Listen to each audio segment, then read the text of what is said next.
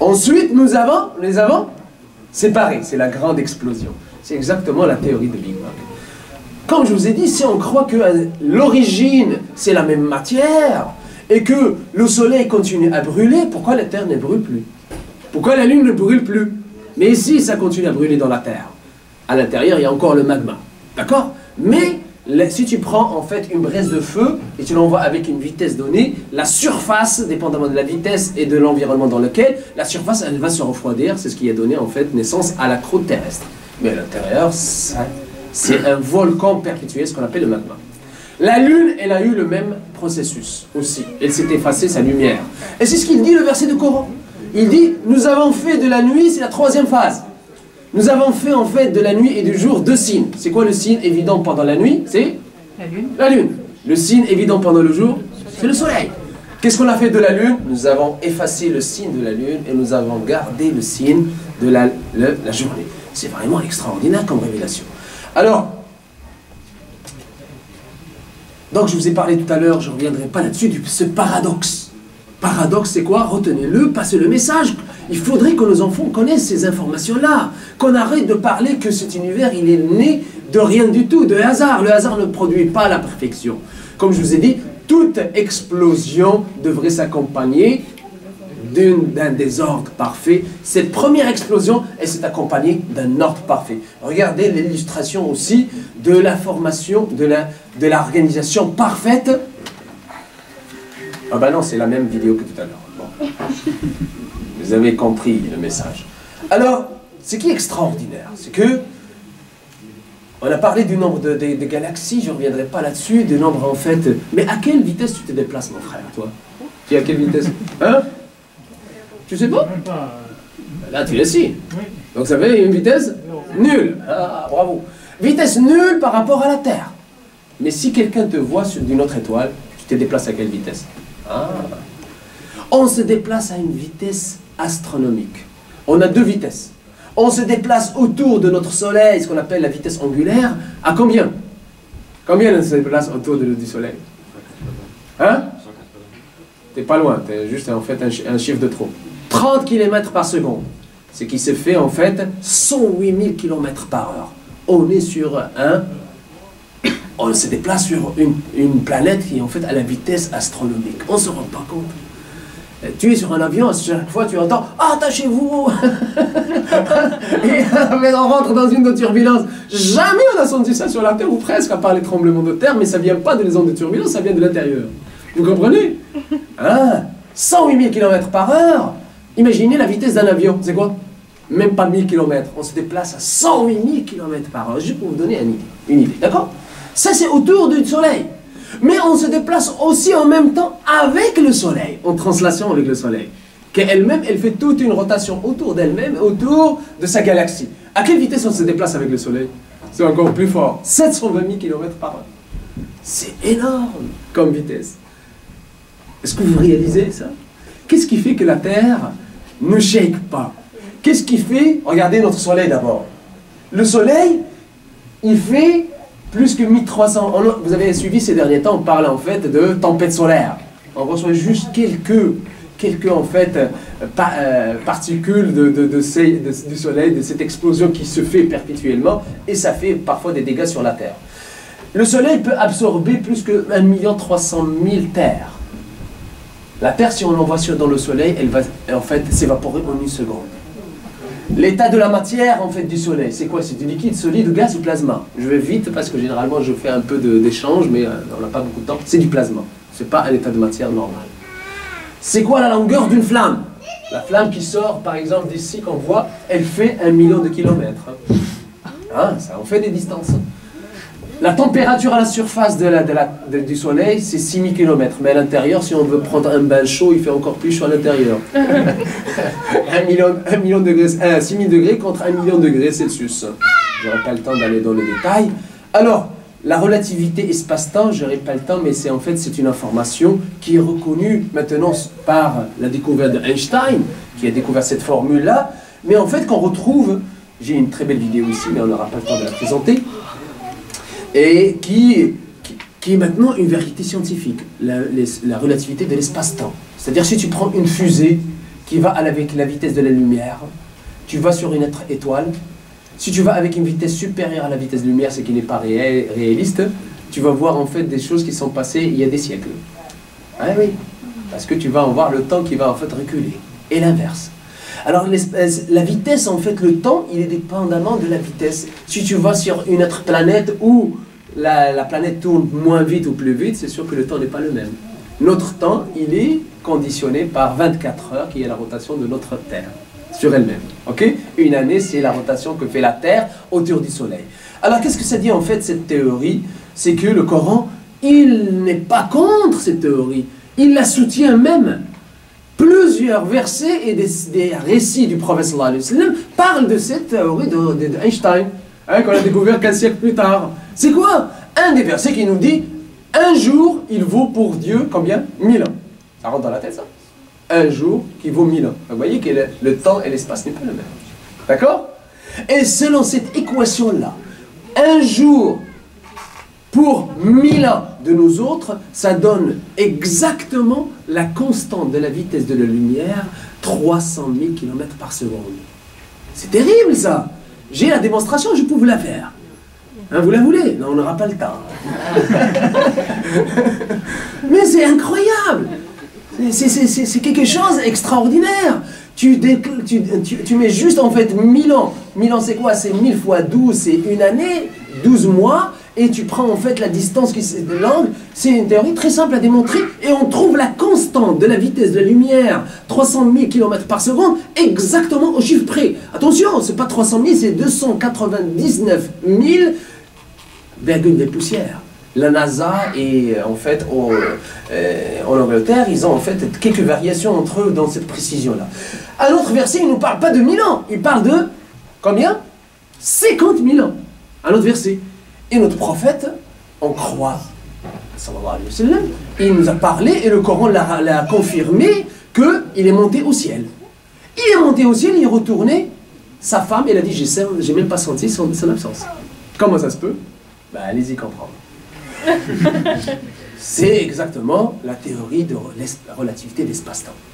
Il nous a dit, il s'est déplacé sur une bête qui se déplace à quoi? À la vitesse de la lumière.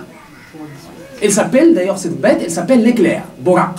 Et il dit, elle se déplace là où elle met sa vue, elle se déplace là dans cette position-là. C'est exactement la vue, c'est quoi? C'est la vitesse de la lumière. Bon là, on ne fera pas toute une théorie là-dessus, s'il vous plaît.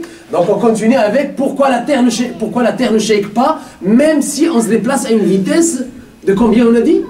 720 000 km par heure. Vous imaginez? Je m'excuse, tout à l'heure c'était bloqué, mais dès que j'amorce, moi je suis comme le diesel, là, ça va. Vous avez compris, hein? Alhamdoulilah. Et par contre, je vais prendre une petite gorgée, bismillah. Pourquoi la Terre ne shake pas? Hein? Ça va, je ne vous perds pas? Non. Ah, c'est bien. Parce que je sais que ça parle un peu de scientifique, mais vous allez sortir aussi avec une certaine information intéressante aujourd'hui. Mais je compte sur vous de la partager, par exemple. Alors, pourquoi la Terre ne shake pas? Pourquoi? Vous avez en fait ici la preuve. La Terre ne shake pas. Quand tu as en fait ta voiture, en fait tu as des problèmes d'équilibrage. Qu'est-ce que tu vas chez le mécanicien? Qu'est-ce qu'il fait? Il rajoute des... Il fait la rotation sur un stroboscope, d'accord? Et il rajoute ce qu'on appelle des plans. Des plugs en plan. Ben, les plugs sur la Terre, c'est quoi? Ils ne sont pas en plan, mais ils sont des montagnes. C'est ça qui fait que la Terre ne shake pas. Ah, c'est drôle ça. Mais regardez, c'est pas moi qui le dis, c'est les scientifiques. À droite, c'est ce qu'ils découvrent les scientifiques.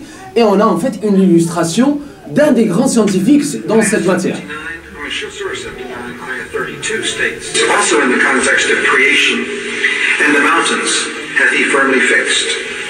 Ça, il cite ce grand scientifique qui s'appelle en fait Peter Palmer. Il cite en fait un verset du Coran. Nous avons fixé fermement les montagnes sur la terre pour qu'elles shake pas. C'est incroyable. Il dit ça se peut pas. Regardez. Parce que ça passe très vite. Hein? Also in the context of creation and the mountains hath he firmly fixed. Similar mention of mountains is found in several other surahs. It is permissible to interpret this to imply that mountains are rooted and that modern geophysics has established. C'est incroyable. Le Coran, en fait, il parle de plusieurs aspects sur le rôle des montagnes. Les montagnes, il dit que d'abord qu'ils sont comme des piquets, comme on voit ici. Ja'alna al-jibala awtada, c'est piqué, exactement. Tu veux fixer quelque chose, il te faut des piquets. C'est pas comme chez le mécanicien, il te met des plugs, tu roules un certain nombre de kilomètres, les plugs sont partis. Hein. Et le rôle principal des montagnes, c'est quoi, comme on voit dans ce verset? Les montagnes sont sur la terre fermes pour qu'elles ne shake pas. Comme je vous ai dit tout à l'heure, regardez, cette ceinture, la terre elle est là, le soleil il est là. Et qu'est-ce qui fait que la terre elle est protégée contre le rayonnement nocif qui vient du soleil? Et elle est protégée grâce à cette ceinture qu'on voit ici de Van Allen, par exemple. Peut-être j'aurai pas le temps de revenir là-dessus. Et sachez aussi que la Terre, en fait, une des spécificités de la Terre, c'est qu'elle a cette forme géosphérique. On reviendra là-dessus. Et que les montagnes sont stabilisateurs, comme je vous ai dit, j'ai plein de vidéos, comme je vous ai dit, j'aurai pas le temps de vous les présenter. Pareil, je suis désolé. Les montagnes sont en mouvement. Vous imaginez? Les montagnes, ça bouge. Est-ce que c'est vrai ça? Ouais, ils ont bougé. Ils continuent de bouger, les montagnes. Hein, c'est drôle. Regardez, il y a 200 millions d'années, comment ils étaient, les 4, les 5 ou 6 continents, dépendamment de quelle géographie. Regardez, la séparation par les océans des continents et des montagnes. Ça bouge. On est rendu ici. À un certain moment, ça va revenir à l'état initial. Il y a même un hadith, un récit de notre prophète qui promet qu'un jour, le désert de l'Arabie Saoudite, de toute cette péninsule pleine de déserts, va se transformer en jardin. Comment ça se peut? C'est ça. Wallahu a'lam. Alors, une autre information, en fait, que personne ne pouvait connaître. Comme je vous ai dit, même sur le plan scientifique, c'est juste au 19e siècle qu'on a découvert ce qu'on appelle la théorie des interfaces. Tous les échanges de matière, de chaleur, de quantité, de mouvement, ce qu'on enseigne en fait à l'école polytechnique, je ne vais pas vous faire un cours là-dessus, mais si ça vous intéresse, on peut switcher. Hein. D'accord? Mais tous les transferts qu'on trouve à l'échelle de l'univers se font à travers ce qu'on appelle une interface. Alors imaginez maintenant si je vous donne un exemple. Je prends par exemple, je vais juste donner un exemple, une illustration. Je partage en fait ce verre par une membrane en plastique, hermétique. Je mets de l'eau salée ici et je mets de l'eau douce de ce côté-là. Et je vais en fait enlever avec en fait beaucoup de précision sans trop faire de perturbation, de turbulence. Je vais ôter la membrane de séparation. Qu'est-ce qui va se passer? Un mélange. Ils vont se mélanger, même si je prends la précaution que ça ne bouge pas. Non, ils ne vont pas se mélanger. Même si je mélange un petit peu, ils vont se mélanger après un temps, ce qu'on appelle d'osmose, à travers une interface chimique. L'interface physique, je l'ai enlevée. Il reste une interface chimique. Le temps, ce qu'on appelle le temps de mélange, pour que les ions vont partir comme l'être humain, là où il y a en fait l'eau, va se déplacer de la zone où il y a moins d'eau, de plus d'eau vers la zone où il y a moins d'eau. Vous imaginez? Et c'est l'eau qui va faire en fait cet échange. C'est une révélation en fait qui est très récente comme découverte. Et en fait, le Coran il nous parle déjà de cette découverte-là il y a 15 siècles. Il n'y a pas un seul verset, 2 versets. Qui nous parle d'ailleurs de 2 situations qui peuvent se produire à l'échelle de la Terre. Rappelez-vous, sur Terre, il y a des preuves scientifiques évidentes pour ceux et celles qui raisonnent, qui ont l'intelligence pour reconnaître la main du Créateur. Alors c'est là, en fait, il nous parle en fait de la première situation, 2 océans qui se rencontrent, comme on voit ici dans cette illustration, l'eau de la Méditerranée avec l'eau de l'Atlantique. Imagine, regardez l'instant, n'importe quelle personne, tu lui dis, les 2 océans se rencontrent à la proximité de ce monticule sous-marin qui s'appelle Gibraltar, hein, pour les Marocains, ils les connaissent, hein, d'accord? Et les 2 océans ne se mélangent pas. On va dire, tu es débile, t'es fou. L'eau ne se mélange pas avec l'eau, mais si, ça se mélange pas. Il y a 2 séparateurs. Il y a 2 interfaces. La première interface physique, c'est le détroit de Gibraltar, qu'on voit ici. Ah non, on ne voit plus rien. Ah, il est là. Ici. Et la deuxième séparation, elle est chimique. C'est cette interface chimique qu'on voit ici et qui sépare en fait les 2 océans. Pourquoi? Parce qu'il y a un gradient, ce qu'on appelle de concentration. La salinité de l'eau de la Méditerranée elle est plus forte. Donc l'eau de la Méditerranée elle a tendance à aller dans les profondeurs, elle est plus dense. Et la température de l'eau de la Méditerranée elle est plus chaude que celle de l'Atlantique. Vous comprenez pourquoi en fait ceux qui veulent se baigner au Maroc, ils vont aller à la Méditerranée. Parce qu'il y a 1,5 degré de température de plus à la Méditerranée qu'à l'Atlantique. Bon bref, qu'est-ce qu'il aurait pu imaginer cette interface? Regardez le Coran, il parle exactement de ce phénomène, dans les détails. Il dit, vous connaissez le verset en arabe, Maraj al-Bahrayni yultaqiyan baynahuma barzakhun la yabghiyan. Il a donné libre cours aux deux mers pour se rencontrer. Ils se rencontrent les deux mers. Mais il a assigné entre les deux mers une interface que ne dépasse pas. Ça ne peut pas être plus clair que ça. Regardez qu'est-ce qu'il dit en fait. Youssef Estes. Where the two seas come together, same surah, same chapter. He tells us about that. But they don't mix.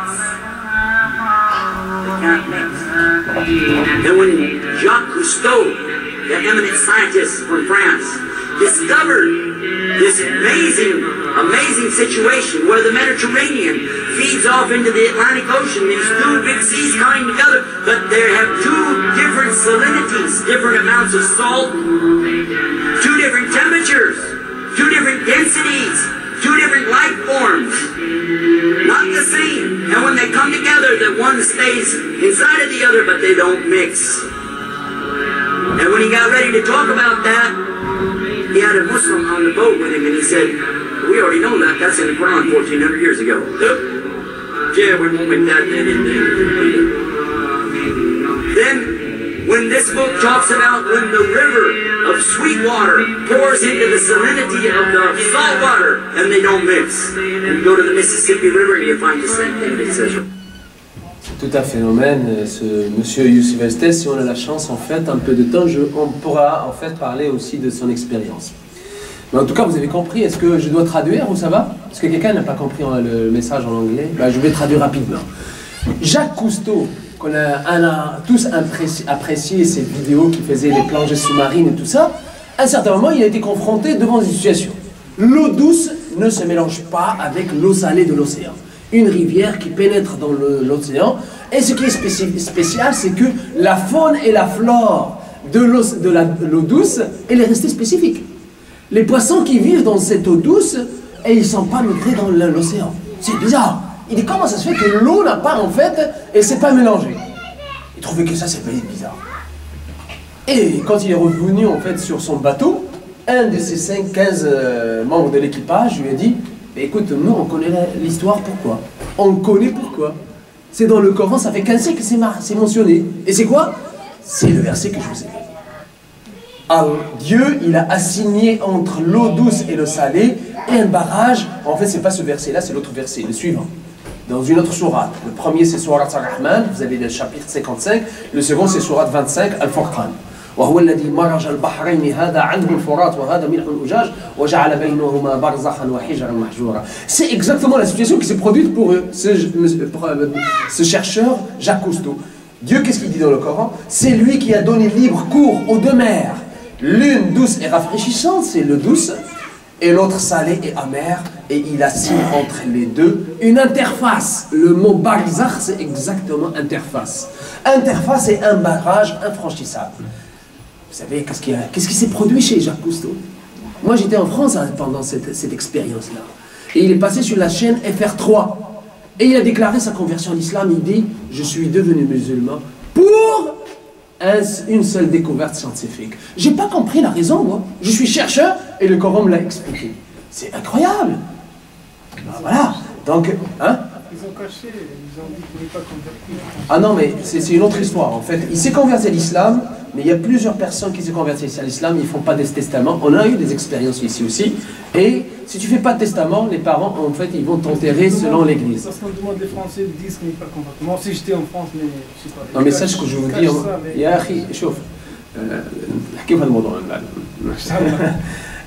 ce que je vous dis, c'est ce qui a été déclaré sur la chaîne FR3 en public. Maintenant, est-ce qu'il a continué à être musulman? Est-ce qu'il est mort musulman? Je n'ai aucun contrôle là-dessus. Je vous donne les données en fait de l'époque. Alors maintenant, rapidement, parce que je sais que je veux partager avec vous plusieurs autres informations, c'est que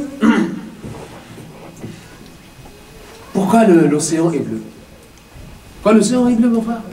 La réflexion du ciel, Hein? la couleur. Ouais, ben c'est ça qu'on m'a appris moi aussi, on a presque le même âge. Hein. C'était des fausses informations qu'on nous a inculquées à l'époque. C'était l'ancienne école. Non, c'est pas le reflet du ciel. L'océan est bleu, vous savez pourquoi? T'as oublié. Bon, on va le rappeler. Pardon. L'océan est bleu parce que, pour les océans qui sont très profonds, ils paraissent en fait à une certaine profondeur, comme on va le voir ici. La lumière, quand elle frappe le plan d'eau de l'océan, il y a plusieurs phénomènes, mais on va parler d'un phénomène qui nous intéresse ici. On ne parlera pas de la réflexion ni de la réfraction, mais on va parler de l'absorption. La lumière, elle va être absorbée, elle va se disperser selon un spectre polychromatique comme celui de l'arc-en-ciel. Et à 25, on est ici, c'est quoi ça? C'est le niveau de l'océan qu'on voit ce trait-là. À 25 mètres de profondeur, le rouge, il a disparu. C'est-à-dire, si tu plonges à 30 mètres, tu as une pomme rouge, tu ne la verras pas rouge. Tu la vois en quoi? Tu vas la voir en mélange des autres couleurs qui restent. Et le rouge, il a été... Quoi? Il est remplacé par noir. Pas de couleur. Tu plonges à 50 mètres. À 60 mètres, tu as une banane. À 60 mètres, je ne pense pas que tu auras le goût de manger une banane, en tout cas. Et tu la verras plus jaune. Et le jaune, il a sauté. Il a disparu, il est remplacé par du noir aussi. Ok? Et comment tu vas voir ta banane? Un mélange du vert et du bleu et du ultraviolet. Ne me demandez pas qu'est-ce que ça donne comme mélange. Vous pouvez faire l'expérience par la suite. Si vous plongez à 100 mètres maintenant, même le vert il a disparu. Vous plongez à 120 mètres. L'ultraviolet est disparu. Qu'est-ce qui reste juste? Noir. Non, ça vous ne le voyez pas bien, mais chez moi il est bleu. Vous voyez déjà? Alors, la projection n'est pas correcte. Tout ce que vous voyez ici, réellement sur ma présentation, ma vidéo à moi, il est bleu. C'est ça qui donne l'apparence générale de l'océan qui est bleu. Est-ce qu'on a compris maintenant? Pourquoi l'océan est bleu? C'est pas le reflet du ciel. C'est pas terminé. Si tu plonges maintenant ici, à 190 mètres de profondeur, on est à 200 mètres ici de profondeur. Tu es à 200 mètres. Même le bleu, il a disparu. C'est-à-dire, tu mets ta main comme ça, tu ne la verras pas. Eh oui. Pour voir. Si on enlève la lumière, on est tous aveugles comme un aveugle. Je vous vois, vous me voyez, parce que la lumière frappe sur mon visage et ça atterrit sur ta rétine. C'est aussi simple. D'accord? Maintenant, qu'est-ce qui se passe? Pour descendre, plonger dans ces profondeurs-là, qu'est-ce que ça vous prend? Ça vous prend 3 équipements. C'est quoi les 3 équipements? Hein? L'oxygène. Quoi d'autre? La lumière dont on parle depuis tout à l'heure. Et quoi d'autre? La pression. Un scaphandre pour tenir la pression. Ou un sous-marin. Vous comprenez? Ces 3 équipements, il n'y a qu'un siècle, personne ne les a vus d'abord. Ça veut dire Mohamed, sallallahu alayhi wa sallam, ne pouvait pas connaître ces données-là. Est-ce qu'on est d'accord?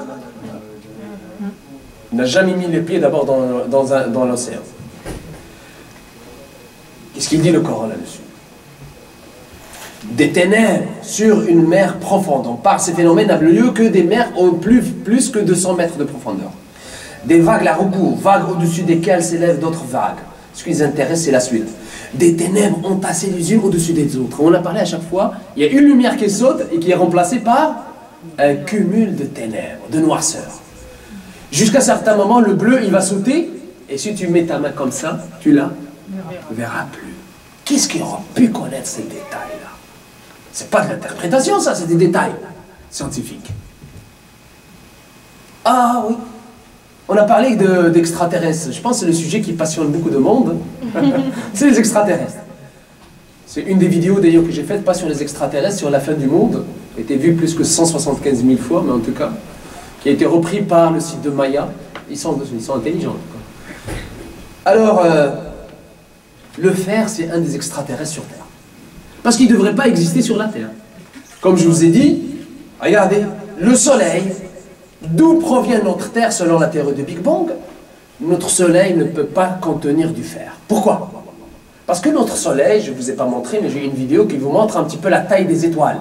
Notre soleil, il est en fait un atome devant de grosses étoiles comme, je ne me rappelle plus de leur nom, un peu... Sirius. Hein? Sirius. Sirius ou d'autres étoiles, mais en tout cas, Sirius est une des étoiles effectivement très importantes. Et Antares. Antares est une des plus importantes. Et c'est là que, en fait, notre étoile, le Soleil, elle est de petite taille. Et du fait de sa taille qui est petite, dans la combustion qui se fait à l'intérieur, hein, n'est pas assez forte la température pour fondre et brûler, en fait pas juste brûler, le passer à l'état de gaz plasma, le fer. Elle ne peut pas le transformer. Si le fer était sur le Soleil va en fait exploser, parce qu'il est lourd. Il ne peut pas le brûler. Mais comment en fait on peut concilier entre la Terre, selon la théorie du Big Bang, qui provient du Soleil, et le fait que le fer existe maintenant sur la Terre? Les scientifiques maintenant sont tous d'accord que la Terre, à un certain moment, pendant sa création, elle a été bombardée par une grosse météore qui provenait d'une étoile beaucoup plus importante que notre Soleil, qui contient du fer. Vous avez compris? Donc, le fer ne devrait pas, en fait, exister sur la Terre, réellement. Donc, c'est un extraterrestre. Et cette information-là, elle n'est pas, en fait, quelque chose d'extraordinaire pour le musulman. Parce que la plupart des musulmans connaissent le verset du Coran, qui le dit. Hein? وَنَزَّلْنَا وَنَزَّلْنَا الْحَدِيدَ وَأَنزَلْنَا الْحَدِيدَ فِيهِ بَأْسٌ شَدِيدٌ وَمَنَافِعُ لِلنَّاسِ. Le Coran, il nous précise que le fer a été descendu sur la terre. Il n'était pas sur la terre. C'est ça ce qu'il dit le Coran. Et comme je vous ai dit, en fait, s'il n'y avait pas en fait le fer sur la terre elle ne serait pas protégée, comme on voit ici, par cette ceinture de Van Allen. S'il n'y avait pas le fer, et surtout le fer ferromagnétique, il n'y aurait pas le pôle nord et le pôle sud. Et c'est cette différence entre le pôle nord et le pôle sud qui donne en fait cette formation de champ magnétique et de cette ceinture de protection de Van Allen. Le ciel qui retourne. C'est grâce à ce ciel qui retourne qu'on utilise beaucoup de technologies. Comme en fait la couche, ce qu'on appelle la ionosphère, ici en bas, qui est utilisée pour la télécommunication. Les ondes vont frapper cette couche. Là, la Terre, elle est enrobée par cette couche. Et une de ces couches, elle est exploitée par en fait les satellites. Ils envoient en fait un message. Et il est retransmis, miroité en fait par cette couche vers la Terre. Une autre couche qu'on appelle la troposphère, c'est elle qui précipite l'eau comme on a vu dans la première vidéo. Et une autre couche importante, c'est l'ozonosphère qui protège la Terre contre les rayons cosmiques et l'ultraviolet. Là aussi, j'ai en fait une vidéo que je ne pourrais pas vous présenter, mais le Coran, il dit, nous avons en fait, le prophète, il a cité ce que je vous ai déjà présenté au début, une année n'est pas plus vieuse qu'une autre année. Ce qui fait qu'il y a cet équilibre entre la quantité d'eau chaque seconde qui est en fait évaporée, qui est précipitée. Et le Coran, il dit, nous avons fait du ciel une voûte protégée. C'est ce qu'on voit ici, l'ozonosphère. Et le Coran, il nous dit, le ciel doté de retour. Tous ces détails-là, c'est pas possible que quelqu'un pouvait les connaître. Et sachant en fait même que les 7 couches, chaque couche du ciel, je vous ai présenté juste 3, mais en fait vous les avez ici les 7. Chaque couche est là, comme on vient de voir à travers les 3 couches, elle a une fonction bien précise. Et Allah, il parle bien de ces fonctions de ces couches. Regardez, il a décrété d'en faire 7 cieux, et en 2 jours, et révéla à chaque ciel sa fonction. Ici, Dieu parle de 7 cieux. Il ne parle pas des 7 couches autour de notre ciel. Mais il y a d'autres cieux qu'on peut-être n'a pas encore découvert. Alors les savants de l'islam, ils sont d'accord que tout ce qu'on voit comme galaxie et l'expansion de l'univers, on est seulement dans le ciel terrestre. C'est terrible, hein? Il y en a encore 6 encore à prospecter si ça vous intéresse. Alors, la position des étoiles et des... Ah oui. Je suis fatigué, hein? Non, pas encore pour les questions. Après, il demande est-ce que vous voulez des questions? Ah, ça va? Oui, ça va. Vous avez des questions? Parce que moi, j'ai encore des choses à vous passer. Hein? Inch'Allah.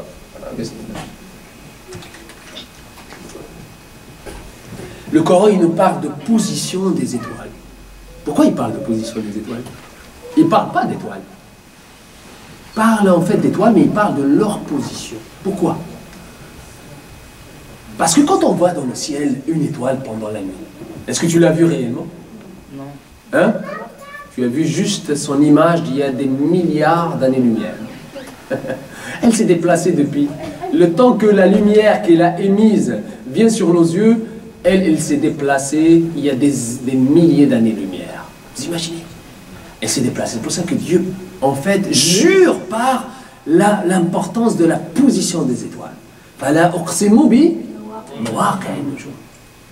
Mais ce que, en fait, je vais présenter avec vous, vous parler aussi, j'aurais pas le temps, en fait,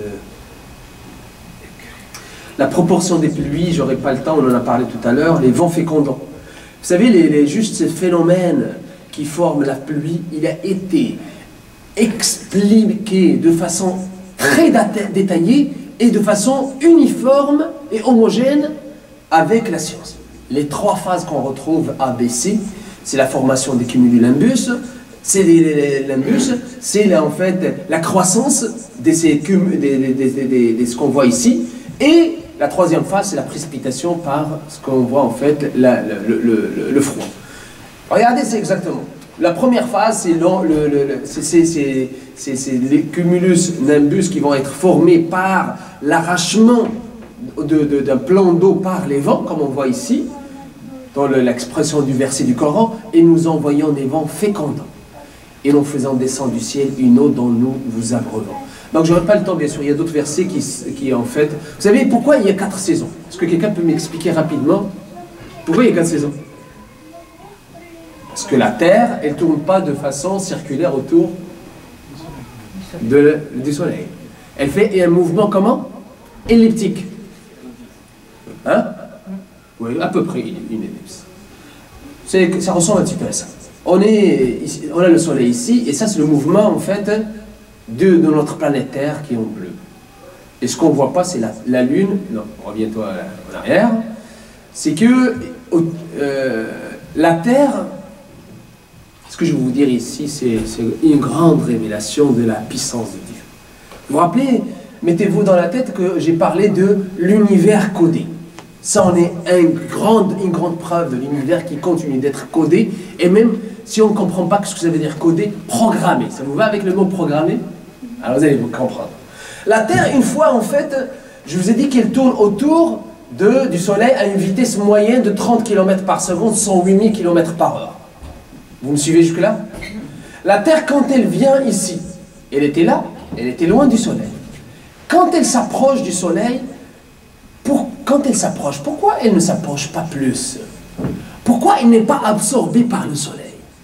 Parce que le Soleil, il applique en fait une force, un champ magnétique énorme sur la Terre. Comment elle fait pour échapper à cette force de champ magnétique d'attraction du Soleil? Elle est attirée par l'extérieur parce qu'elle tourne. Parce qu'elle tourne. Non. Comment elle fait pour échapper à l'attraction? À l'attraction du Soleil. Ça communique, c'est le Soleil et la Terre. Vous allez voir, en fait, on dirait qu'ils communiquent entre eux. Hein? Vous allez être étonnés si je vous le dis. La Terre, qu'est-ce qu'elle fait pour échapper? Il s'établit en fait un équilibre de force entre l'attraction, ce qu'on appelle en fait une force d'attraction par le champ de la gravité du Soleil, par le poids du Soleil, par rapport au poids de la Terre. Pour comprendre, cette planète qui est ici, elle est plus grande ou plus petite que la Terre? Plus grande. Plus grande, exactement. Plus elle est grande, plus elle échappe, en fait, elle est plus loin, parce qu'il y a un équilibre de poids. Le champ d'attraction, il est inversement proportionnel à la distance et qui est inversement proportionnel au poids. Plus tu es gros, plus tu tires. Aussi simple que ça, d'accord?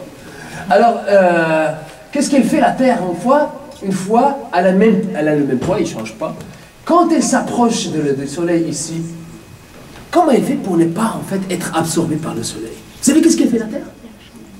Qu'est-ce qu'elle fait? Elle accélère. Elle change de vitesse. Vous imaginez un instant. Est-ce qu'elle est intelligente la Terre? Est-ce qu'elle a un programme? Est-ce qu'elle a un cerveau pour dire « Ah là, tu arrives à un certain moment, à une distance critique, si tu continues à approcher du Soleil, tu vas être avalé, ma vieille. Alors là, tu dois accélérer. » Vous imaginez ça? La Terre, elle accélère. Elle prend de la vitesse. Rendu rendue ici, vis-à-vis en fait de cette position qui est la plus courte, elle accélère pour échapper et il s'équilibre en fait par la force qu'on appelle centrifuge. Il y a une force d'attraction qui est en fait compensée par ce qu'on appelle une force centrifuge, comme on a dans les machines à laver, les forces centrifuges qui sont en fait perpendiculaires au champ d'attraction. C'est terrible ça. Est-ce que vous imaginez un instant? C'est pas fini, hein? La Terre, elle continue à se déplacer, maintenant elle vient ici. Plus elle va vers cette direction-là, plus elle s'en éloigne du Soleil. Maintenant, c'est l'inverse qui risque de se produire. Vous savez comment on fait pour les fusées qu'on envoie vers la Lune? On doit leur donner juste une vitesse supérieure à la vitesse d'attraction de la Terre. Donc, une fois elle a une vitesse supérieure, elle échappe à l'attraction de la Terre, elle va dans le vide.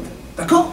Alors, imaginez si la Terre continue à aller à la même vitesse, elle vient ici, elle va échapper carrément au contrôle de l'attraction du Soleil. Elle va faire quoi? Ralentir. Elle va partir dans le vide. Pour échapper au fait d'aller dans le vide, elle va faire quoi? Elle va ralentir.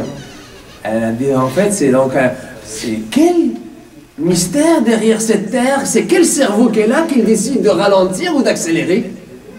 Et ce phénomène, il est perpétuel. À chaque position, je vous ai donné juste deux positions extrêmes, mais imaginez, à chaque position, elle change sa vitesse. La vitesse que je vous ai donnée, 30 km par seconde, c'est une vitesse moyenne. Mais à chaque position, elle change. Ici, elle augmente sa vitesse, elle réduit encore.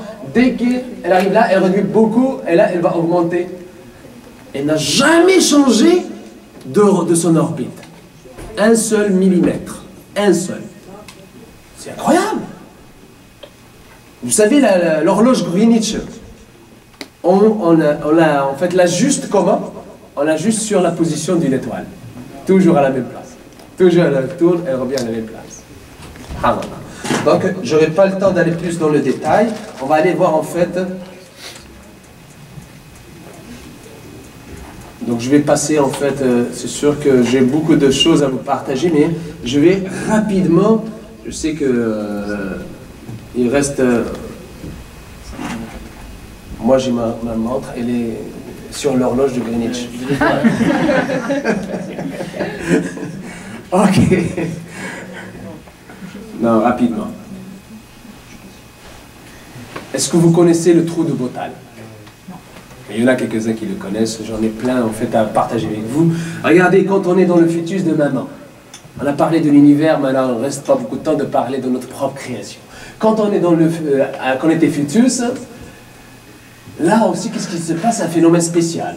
Normalement, il y a deux circulations du sang. Ce qu'on appelle la petite circulation du sang qui est contaminé par le CO2, il va vers les poumons, il s'oxygène, il revient sur le ventricule gauche, qui va aller vers le corps, qui va donner l'oxygène aux cellules pour les oxygéner, il va échanger le CO2 et il revient ici, la grande boucle, la petite boucle. Mais quand on est en fait comme fœtus, quand on est des fœtus, qu'est-ce qui va se produire? Les poumons, ils ne sont pas fonctionnels. Est-ce que le sang va continuer d'aller vers les poumons? Ça ne sert à rien. D'accord? Qu'est-ce qui va se produire? C'est que cette petite circulation elle va devenir inapte pendant 9 mois. Pourquoi? Parce qu'il va y avoir un trou qui va se percer, un trou qui va en fait se loger entre les deux ventricules. Et le sang, au lieu de faire cette petite circulation, il va passer directement vers le deuxième ventricule gauche, qui va aller faire juste en fait cette circulation, la grande circulation. C'est incroyable! Comment il est oxygéné? Par le sang de maman. D'accord? C'est pas sélection, elle est extraordinaire. C'est ce qu'on appelle le trou Botal. Mais ce qui est extraordinaire, en fait, c'est que pour qu'il y ait ce trou-là, il faut que toute l'installation soit modifiée pendant les 9 mois. Ce qu'on appelle toutes les valves sont modifiées. Mais ce qui est extraordinaire, c'est qu'à la naissance, qu'est-ce qui va se produire à la naissance? Il va se boucher. Mais qu'est-ce qui a donné l'ordre à ce trou intelligent pour se boucher? Hein? Une membrane va venir, en fait, à la naissance, boucher ce trou. S'il n'est pas bouché, après 7 jours, il risque d'y avoir des complications majeures pour les bébés.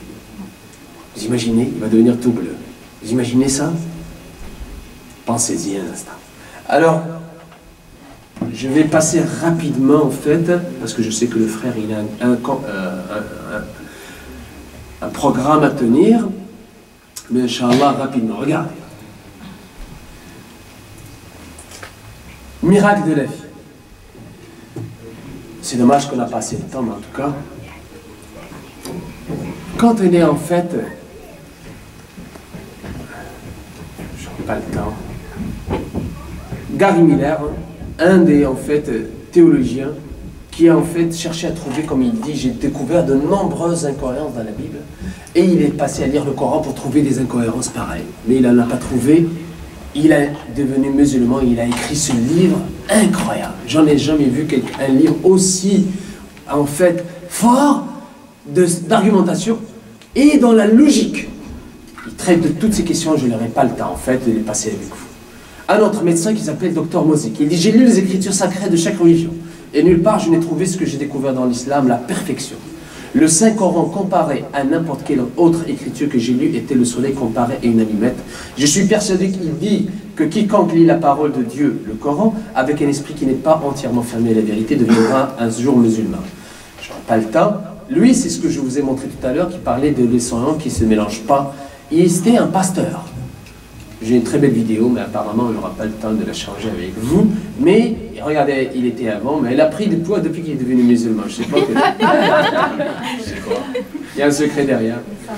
En fait, je pense à travers la nourriture, vous voyez là, ça... Un autre, en fait, c'est Maurice Bucaille qui a écrit ce beau livre que je peux, en fait, juste vous l'initier. La Bible, le Coran et la science. Il dit comment un homme illettré au départ aurait-il pu devenir, sur le plan de la valeur littéraire, le premier auteur de toute la littérature arabe, énoncer des vérités d'ordre scientifique que nul être humain ne pouvait élaborer en ce temps-là, et sans faire la moindre déclaration erronée sur ce rapport. Il dit, il n'y a pas opposition, mais harmonie entre les Écritures et la science moderne, harmonie humainement inexplicable. Il conclut, pour moi, il n'y a pas d'explication humaine au Coran. C'est pas inversé. C'est 1300 versets qui parlent de science. Il n'y a pas un seul verset qui parle de science de façon erronée. Il n'y a pas l'ombre d'une erreur dans le Coran sur les plans des faits scientifiques. Attention, c'est quand même quelque chose qui donne à réfléchir. Et comme en fait, ce que je voulais en fait partager avec vous, j'aurais pas le temps. Le Coran, il nous dit, si le Coran provenait d'une autre source que Dieu, vous allez trouver plusieurs erreurs scientifiques. Et là, en fait, je conclue avec le professeur Ketmour. Il dit, pendant une conférence, il est courageux, parce que devant des scientifiques qui ne croient pas à Dieu, et devant tout le monde, il leur dit, il ne fait aucun doute à mon esprit que ces passages ont été révélés à Mohammed par Dieu. Parce que la presque totalité de ces connaissances n'ont été découvertes que plusieurs siècles plus tard. Pour moi, cela constitue une preuve que Mohammed était un messager de Dieu. Et en passant, en fait, c'est un professeur à l'université de Toronto. Il est encore vivant. D'accord? Attends, j'en ai comme ça 5 minutes. Alors, on va finir, Inch'Allah. Voilà. Ce que je viens de vous traduire ici, vous pouvez dire quelle est la preuve. La preuve, elle est là. C'est lui qui le dit en anglais. Regardez. Pleasure for me to help clarify statements in the Quran about human development. It is clear to me that these statements must have come to Muhammad from God or Allah, because almost all of this knowledge was not discovered until many centuries later. This proves to me that Muhammad must have been a messenger of God or Allah. Alors, on lui a posé la question pendant cette conférence, croyez-vous que le Coran est la parole de Dieu? Il vient de l'exprimer d'ailleurs, mais il réitère, je n'ai aucun problème à l'accepter. Nous considérons même que nous pourrions développer un nouveau système de classification en utilisant les termes mentionnés dans le Coran et la Sunna. Car le système proposé, il dit, est simple, complet et en conformité avec les connaissances embryologiques actuelles. Ce système de classification des embryons humains qui est très étonnant du fait qu'il date du 7e siècle de notre ère. Maurice Bucaille, qui a écrit le livre La Bible, la Coran, la science, il est entré dans la faculté de médecine, dans l'introduction de son livre, il dit, il a écrit les 4 phases d'embryologie, il dit, c'est F Coran, je les ai pris du Coran. Regardez, maintenant son livre qui est en fait, lui, le professeur de Toronto, qui est le livre qui est traduit en 8 langues internationales, le livre de référence dans toutes les facultés de médecine. Maintenant, il est With Islamic Additions. Vous imaginez? Et là, regardez, la première phase, c'est ça le Coran qui le dit. La deuxième phase, j'aurais pas le temps, mais en fait, rapidement... The key word in both is al-guided. At this stage is known to no one except Allah. Il dit à cette phase-là, personne ne pouvait connaître ces détails de cette phase de nidation, sauf Dieu comme exprimé dans le Coran. Alors, docteur Persaud, j'aurais plus le temps malheureusement, c'est que il y a juste 40 ans, tout le monde croyait, en enseignement dans la faculté de médecine, et je vais conclure avec ces 2 slides qui restent, qu'on croyait que c'était le squelette c'est la chair qui était formée et c'est le squelette qui apparaissait par la suite. Jusqu'à 1970, on a découvert l'inverse en installant en fait des sondes, des caméras, et on a découvert que c'est complètement l'inverse. C'est le squelette qui apparaît et il est recouvert par la chair. C'est exactement la citation qui est donnée dans le Coran, comme vous pouvez traduire la traduction en anglais là-bas. We covered the bones with flesh. Il dit en fait, c'est pas possible. J'ai la vidéo en fait de Dr. Person, mais je sais qu'on n'a pas le temps. Et en fait, une autre information. À 40 jours, le prophète Mohammed il a dit que toute la formation de l'embryon est complète. Il y a juste la croissance. Et c'est ce qu'on découvre, comme on voit en fait dans une autre vidéo. Et ce qui va donner en fait le coup en fait final pour Dr. Keith Moore pour devenir musulman, c'est quoi? C'est lorsqu'il va apprendre que la date de formation du sexe du bébé, personne ne le connaissait. C'est des gens en fait, des spécialistes, des chercheurs dans son domaine. Et personne ne savait quand est-ce en fait il paraît le sexe. Le prophète il a donné la date. C'est quoi? 42 jours. Et il le dit ici, comme vous pouvez le lire en fait en anglais, quand il passe 42 jours, entre autres, beaucoup de choses sont codées dans notre gène, et entre autres, le sexe mâle ou femelle. Alors qu'est-ce qu'il a fait le docteur Keith Moore à votre avis? Est-ce qu'il a avalé ça comme nous les musulmans? Il est allé faire la recherche. Et qu'est-ce qu'il a pris? Il a pris des échantillons d'embryons, de liquide amniotique, qui ont 30 jours, 39, 40, 41, jusqu'à 41 jours, il trouve toujours des cellules qu'il appelle asexuées. Le chromosome XX ou XY n'est pas apparu. À 42 jours, il apparaît le sexe XX ou XY. C'est un hasard selon vous? Il l'explique ici. Il dit, on ne savait pas ça. On faisait des recherches en fait jusqu'à 12 weeks. 12 semaines, c'est 84 jours, c'est le double pour faire les tests de myosynthèse pour la femme enceinte, parce que moins que ça, il y a en fait une fausse couche certaine pour les mamans. Vous imaginez ça, maintenant ça s'enseigne dans les facultés de médecine. J'aurai pas le temps bien sûr, la suite peut en fait encore être plus longue, mais je vous remercie si vous avez en fait des commentaires, sinon je pense que c'est l'heure de Adam. Exactement, donc au nom de Bélagir et les gens qui sont présents aujourd'hui, on remercie Dr. Chrevi pour cette présentation passionnante. J'avais déjà assisté à la présentation, mais on dirait que chaque fois qu'on assiste, c'est comme si c'était une nouvelle fois. Une première fois, je veux dire. Donc, merci. Et Adam, c'est dans quelques secondes. Merci. Est-ce que c'est fini? On remercie les gens, c'est ça? Je veux juste en fait... si vous avez des questions, surtout pour les personnes qui cherchent un peu à approfondir ces questions-là, c'est sûr que c'est des informations qui peuvent changer notre vie. Je suis à votre disposition, je peux rester en fait jusqu'à 6 heures, Inch'Allah. Bah, effectivement, les portes ouvertes, c'est jusqu'à 6 heures, mais la présentation finit ici. Donc, comme le docteur a dit, donc, il est disponible après la prière pour vos questions. Merci.